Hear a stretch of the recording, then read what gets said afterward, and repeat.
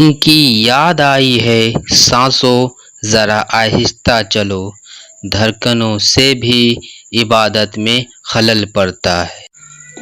जाने माने उर्दू शायर और हिंदी फिल्मों के गीतकार राहत कुरैशी, जिन्हें हम राहत इंदौरी के नाम से भी जानते हैं, अब हमारे बीच नहीं रहे।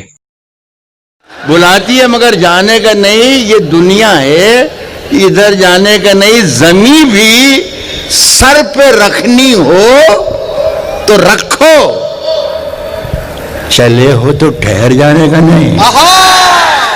11 अगस्त 2020 दिन मंगलवार की शाम उन्होंने इंदौर के श्री अरविंदो अस्पताल में आखिरी सांसें ली।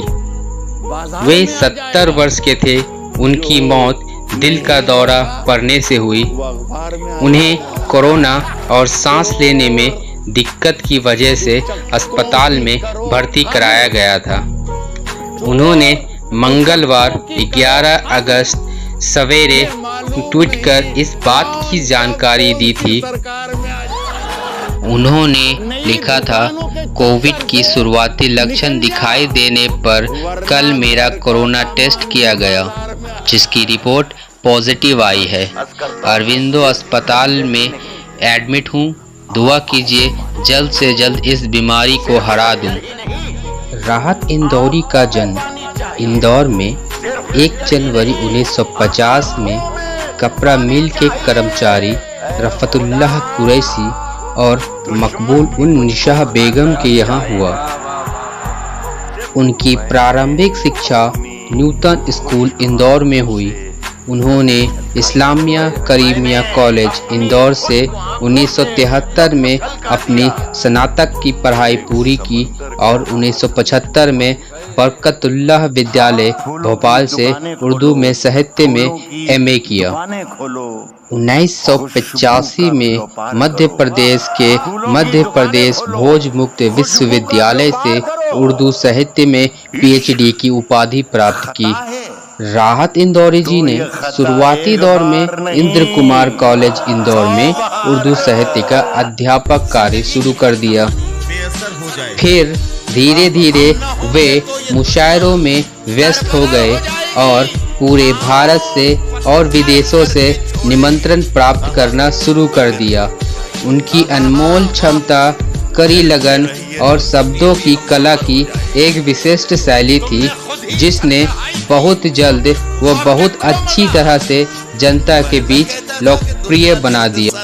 राहत साहब ने बहुत जल्दी ही लोगों के दिलों में अपने लिए एक खास जगह बना लिया और 3 से 4 साल के भीतर ही उनकी कविता की खुशबू ने उन्हें उर्दू साहित्य की दुनिया में एक प्रसिद्ध शायर बना दिया था। राहत जी की 2 बड़ी बहनें, 2 बड़े भाई और 1 छोटे भाई रहे। परिवार की आर्थिक स्थिति बहुत अच्छी नहीं थी। राहत जी को शुरुआती दिनों में काफ़ी मुश्किलों का सामना करना पड़ा था। उन्होंने अपने ही शहर में एक साइन चित्रकार के रूप में 10 साल से भी कम उम्र में काम करना शुरू कर दिया था। चित्रकारी उनकी रुचि के क्षेत्रों में से एक थी और बहुत ही जल्द बहुत नाम अर्जित किया था। वही कुछ ही समय में इंदौर के प्रख्यात साइन बोर्ड चित्रकार बन गए थे, क्योंकि उनकी प्रतिभा, असाधारण डिजाइन कौशल, शानदार रंग भरना और कल्पना की है, इसलिए वे प्रसिद्ध भी हुए।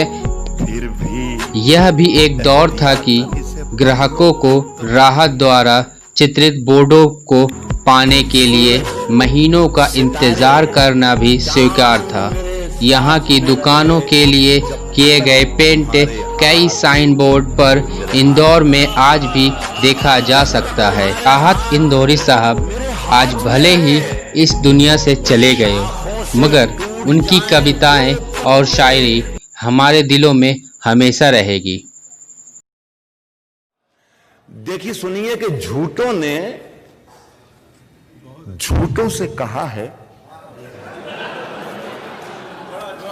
अच्छा देखिए मौसम एक जैसे हैं, हाँ मौसम चाहे कराची का हो चाहे दिल्ली का हो, झूठों नहीं नहीं नहीं नहीं बहुत मुख्तलिफ है फैयाज।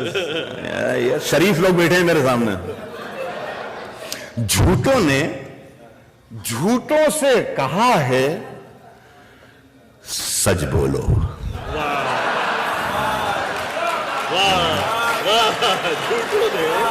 झूठों से कहा है सच बोलो। झूठों ने झूठों से कहा है सच बोलो।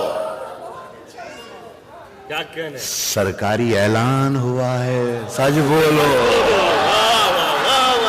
झूठों ने झूठों से कहा है सच बोलो।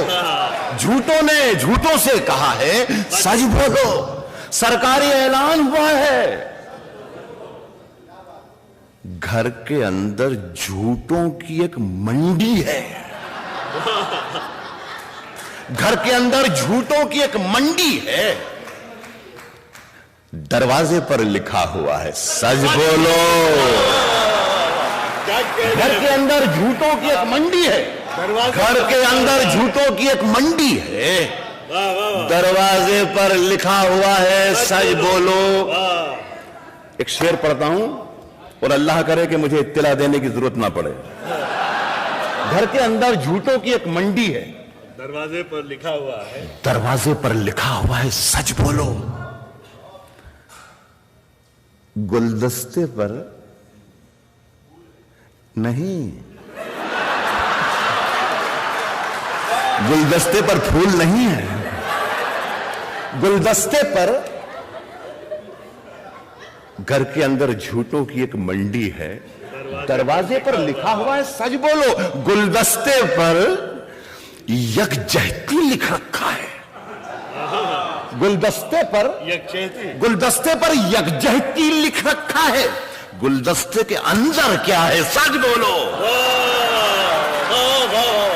गुलदस्ते पर यकजहती लिख रखा है भाई। गुलदस्ते पर यकजहती लिख रखा है। गुलदस्ते के अंदर क्या है? गुलदस्ते के अंदर क्या है सच बोलो। देखिए शेर देखिएगा। गुलदस्ते के अंदर, परवेज एक शेर सुने। गुलदस्ते के अंदर क्या है सच बोलो। गंगा मैया डूबने वाले अपने थे। गंगा मैया गंगा मैया डूबने वाले अपने थे। नाव में किसने छेद किया है सच बोलो। अगर खिलाफ है होने दो। जान थोड़ी है, जान थोड़ी है, जान थोड़ी है। अगर खिलाफ है होने दो। अगर खिलाफ है होने दो। जान थोड़ी है। ये सब धुआं है, कोई आसमान थोड़ी है। अगर खिलाफ है होने दो। जान थोड़ी है, ये सब धुआं है, कोई आसमान थोड़ी है। कोई आसमान थोड़ी है। लगेगी आग तो आएंगे घर के ही जद में। यहां पे सिर्फ हमारा मकान थोड़ी है। पूरा कुत्ता चलेगा। लगेगी आग तो ये सब धुआं है, कोई आसमान थोड़ी है। लगेगी आग तो आएंगे घर के ही इज्जत में। यहां पे सिर्फ हमारा मकान थोड़ी है मियां। हमारे मुंह से जो निकले वही सदाकत है। हमारे मुंह से जो निकले वही सदाकत है। हमारे मुंह में तुम्हारी जुबान थोड़ी है। हमारे मुंह से जो निकले वही सदाकत है। हमारे मुंह से जो निकले वही सदाकत है। हमारे मुंह में तुम्हारी जुबान थोड़ी है। देखिए जरा सा बारीक शेर है। हमारे मुंह में तुम्हारी जुबान थोड़ी है। मैं जानता हूं कि दुश्मन भी कम नहीं। मैं जानता हूं कि दुश्मन भी कम। मैं जानता हूं कि दुश्मन भी कम नहीं। मैं जानता हूं कि दुश्मन भी कम नहीं। लेकिन हमारी तरह हथेली पे जान थोड़ी है।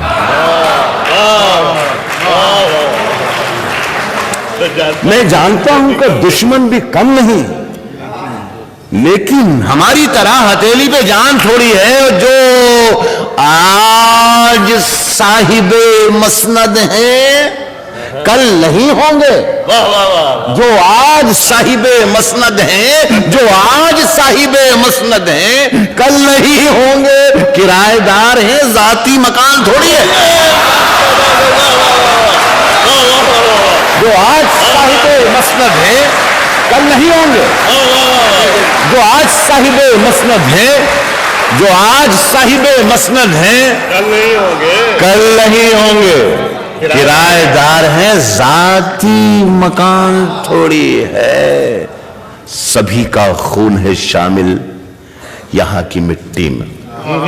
देखिए, ये मैं शेर जो आपको सुना रहा हूं ह्यूस्टन में, ये शेर मैं लाल किले में भी पढ़ता हूं और वजीर आजम बैठे हुए होते हैं और उनके सामने मैं ये शेर पढ़ता हूं। मैं इसीलिए शायद मैं हिंदुस्तान में बहुत मशहूर हूं या बहुत बदनाम हूं।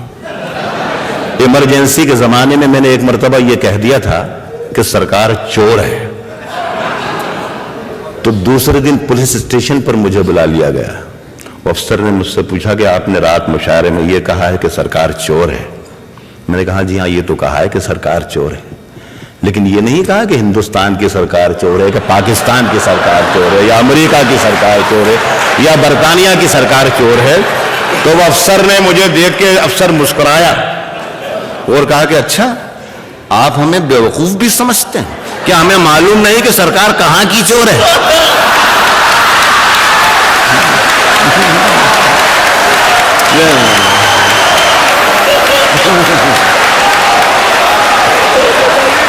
उसमें जो आज साहिबे मसनद हैं, जो आज साहिबे मसनद हैं, जो आज साहिबे मसनद हैं, कल नहीं होंगे। जो आज साहिबे मसनद है, कल नहीं होंगे।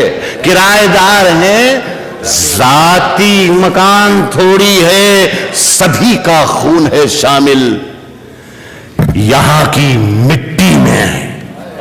किसी के बाप का हिंदुस्तान थोड़ी है।